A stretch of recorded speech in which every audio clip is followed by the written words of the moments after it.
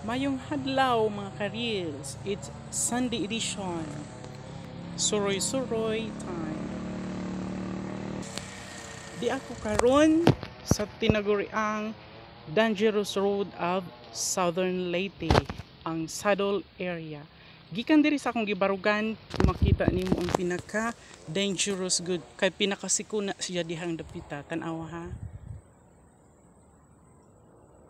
Kadto dito unahan muna diha. Nahimutan kini diri sa Pintuyan, Southern Leyte.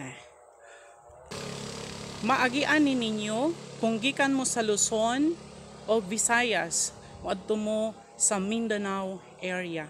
Ari mo moagi sa Port of Benit, located sa San Ricardo, Southern Leyte. Duol ra ang municipality of Pintuyan and San Ricardo. Pero naanatay diversion road. Isong tan-awon na diha sa unahan o tan-awa. Ongoing ang construction. So in the future, dili na lisod ang pag-agi. Kini kalsada, mura ni gugma kung dili ka mo explore sa iyang life. Dili nimo ma-discover kung okay pa sa alright o dili ba sa sud sa iyang life.